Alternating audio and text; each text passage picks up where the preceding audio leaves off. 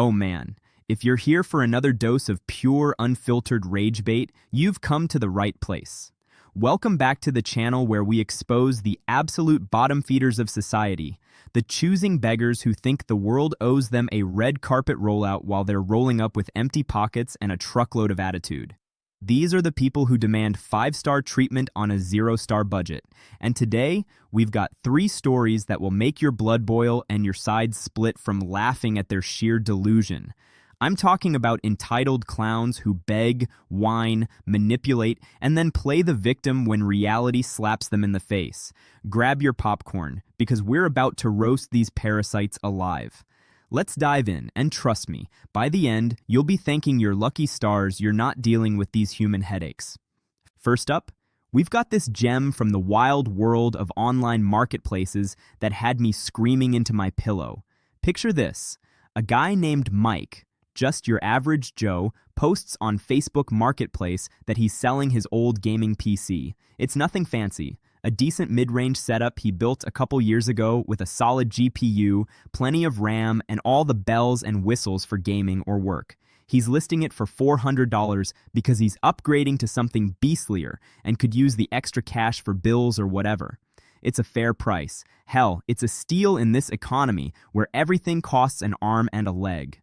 Enter our choosing beggar. Let's call her Karen 2.0 because she embodies every stereotype and then some. She slides into the DMs like she's the CEO of Bargain Basement Inc., starting with, "Hey, I'll take it for $100. No hello, no questions about condition, just straight to slashing the price by 75%. Mike, being the nice guy he is, responds politely, "Thanks for the interest, but it's worth more. How about $350? Reasonable, right? Wrong. That's when Karen unleashes her inner diva. "Oh, $100 is fair," she shoots back. "I'm a single mom and my son needs it for schoolwork. It's basically charity. Schoolwork on a gaming PC? Lady, unless your kid's homework involves Fortnite tournaments or rendering 3D models of his lunch, that's a stretch." But Mike tries to meet her halfway. $300 final offer and you pick it up. Nope, not good enough. Karen escalates like a pro wrestler hyping a match. "That's so rude. You're being greedy. I bet you don't even need the money that bad. If you were a decent human, you'd give it to me for free since it's old tech anyway.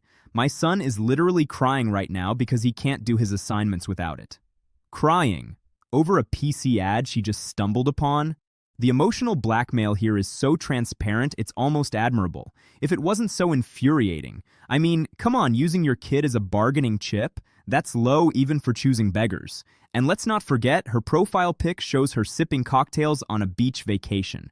Priorities, am I right? But the chaos doesn't stop there. Mike, still calm, explains he can't deliver because he's not running a shipping service. Karen flips. "Deliver it or no deal. I don't have a car right now, and it's your responsibility as the seller." My responsibility. Since when is selling stuff a full-service gig? She then demands extras. Fine, $50, and you throw in some free games, a monitor, and maybe a keyboard. Otherwise, I'll report you to Facebook for scamming people with overpriced junk. Scamming? For asking market value? This woman's delusion is so thick you could build a wall with it.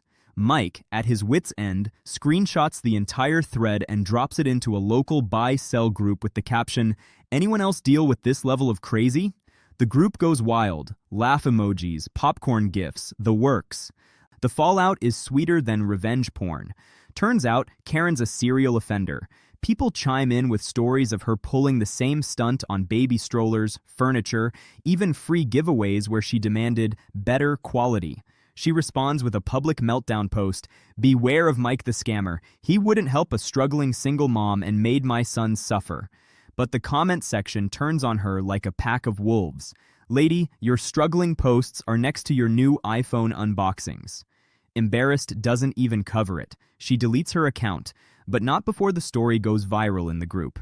This absolute parasite wanted champagne hardware on a tap water budget, and when the world didn't bow down, she threw a tantrum fit for a toddler. The entitlement here is so ridiculous, it should be studied in a lab. Imagine asking for free labor, delivery, extras, and then playing the victim when called out. Delusion is free, apparently, and she's stocking up. Final judgment. This one's a solid 9/10 on the beggar scale. Pure shamelessness wrapped in fake tears and bad faith. If she spent half that energy on a job, she could afford 10 PCs. But hold on, folks, because if you thought that was peak entitlement, our next story cranks it up to 11 and breaks the knob off. We're shifting gears to the freelance nightmare zone, where the gigs are plentiful, but the clients are often straight from hell. A small business owner named Sarah, who's just starting her dream bakery, posts on a popular gig site like Upwork or Fiverr. She's looking for a graphic designer to whip up a simple logo, something cute with cupcakes or rolling pins, nothing too complicated. Her budget? $200, which is on the low end but honest for a beginner gig. She gets a bunch of applications, but one stands out for all the wrong reasons. Chad, a self-proclaimed visionary artist with a portfolio that looks like it was slapped together in Canva by a caffeinated squirrel. He applies, "I'll do it for $50, but I need full creative control. No micromanaging." Sarah, excited to save money, negotiates to $100 and hires him, thinking she scored a deal. Spoiler, she scored a disaster. Chad delivers the first draft after a week, and it's wow. Imagine a logo that looks like it was designed for a funeral home instead of a bakery. Dark colors, sharp edges, and what appears to be a skull made of dough. Sarah, trying to be nice, messages, "Hey, this is a good start, but can we make it more fun and bakery-themed? Add some pastels and maybe a whisk?" Reasonable feedback, right? Chad loses his mind. Revisions? For $100? You're lucky I'm even touching this. Real pros charge $500 just to think about logos. If you want changes, that's $50 extra per round, and you better appreciate my genius. Genius? Buddy, your genius is giving me eye strain. Sarah reminds him the gig included one round of revisions, but Chad doubles down. "You're being difficult. Send me detailed references, mood boards, color palettes, and pay half up front for the extra work. Also, once it's done, you have to promote my portfolio on your bakery's social media. Shoutouts, tags, the whole deal." The manipulation here is next-level slimy. Chad starts guilt-tripping. "I'm a starving artist pouring my soul into this. If you don't like it, maybe you're just not creative enough to understand my vision." Your vision? It's a bakery logo, not the Sistine Chapel. Sarah, now regretting everything, asks for a refund. Chad goes full nuclear. "No way, you've already wasted my time. Pay up or I'll leave bad reviews and tell everyone you're a scam artist stealing ideas." Stealing ideas? From clip art? The cheapness shines through. He's delivering subpar work, but demanding premium perks like free promo and extra cash. Sarah disputes the payment through the site, shares the emails in a freelancer forum, and the community piles on. Turns out, Chad's portfolio is traced back to free online templates, and he's been banned from other platforms for similar stunts. The fallout is a beautiful train wreck. Chad's profile gets suspended, and he ends up posting desperate gigs for $20 logos, still complaining about ungrateful clients who don't value art. Sarah finds a real designer for her original budget, and her bakery launches with a killer logo. This guy is the poster child for delusion. He brought dollar store talent and demanded Michelin star praise, all while acting like he's doing the world a favor. The audacity is enormous for someone contributing absolutely zilch in quality or effort. You don't get premium treatment when you're delivering bargain bin garbage and throwing fits over feedback. At this point, he's not negotiating. He's just professionally embarrassing himself while pretending to be the next Picasso. Final roast. 10/10 beggar energy. This one's the kind of person who would ask for a discount after already paying $0, all because his ego is inflated like a balloon animal at a kid's party. If stinginess was a superpower, he'd be saving the world from ever spending a dime. All right, shake off that cringe because we're not done yet. If the first two had you yelling at your screen, this third story will have you questioning if some people were raised by wolves, or worse, by reality TV stars. Let's talk about the housing horror show, where rents are high and entitlement is higher.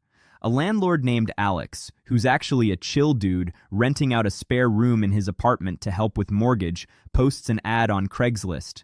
The room's in a decent city spot, $800 a month, including utilities, Wi-Fi, and shared kitchen. It's not the Ritz, but it's clean, safe, and close to transit. No frills, just a solid deal in a market where everything else is double that. In waltzes, our final beggar, a guy named Brody, who responds like he's applying for a scholarship instead of a lease.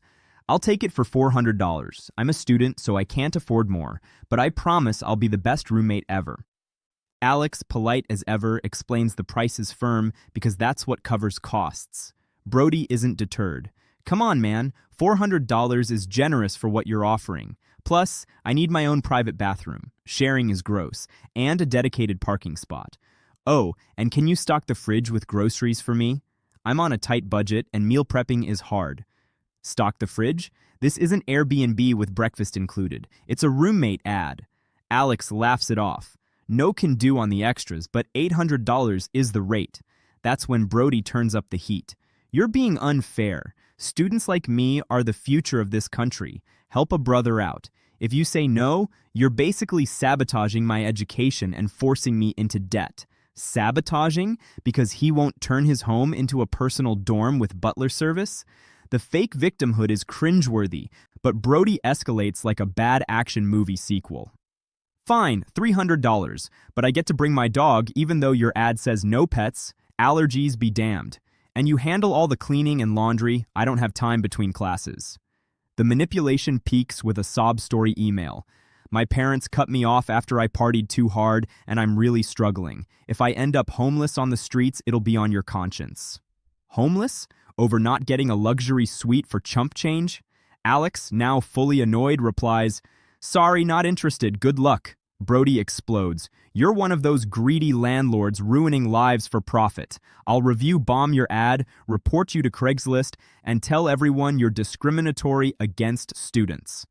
Discriminatory? Against entitled freeloaders, maybe?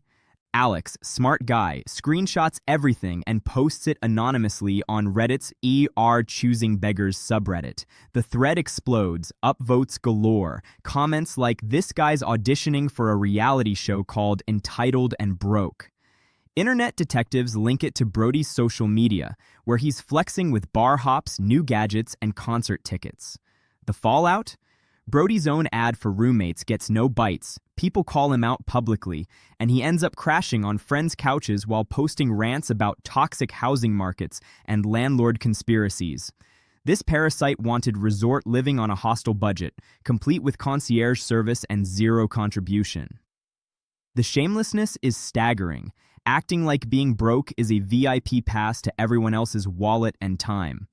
You do not get to demand extras, perks, and sympathy when you're already haggling down to nothing and bringing bad energy. This is the kind of person who thinks cheapness is a personality trait the rest of us should admire, but really, it's just sad. Final verdict. 9/5/10 on the delusion meter. He'd bargain with the devil for a free pass to heaven and then complain about the heat. Whew, there you have it, folks. 3 epic tales of entitlement so thick you could spread it on toast if these beggars didn't demand the toast for free first. From Karen 2.0's tear-jerking tech tantrum to Chad's artistic atrocity to Brody's housing hustle, these stories prove that some people are out here treating life like an all-you-can-eat buffet they refuse to pay for, all while complaining about the menu. It's exhausting, it's infuriating, but damn if it isn't entertaining to watch them crash and burn in spectacular fashion. I'm over here shaking my head, laughing my ass off, and wondering how these people function in the real world without a reality check every 5 minutes. So, hit me in the comments. Which one of these choosing beggars was the most delusional? Was it the single mom manipulating for a PC, the artist demanding praise for trash, or the student expecting a servant? Drop your thoughts below, smash that like button if you're as fed up as I am, subscribe for more savage takedowns of society's worst, and turn on notifications so you don't miss the next roast fest. Thanks for watching, legends. I'll catch you in the next one. Peace out, or whatever these entitled clowns say when they're not begging for more.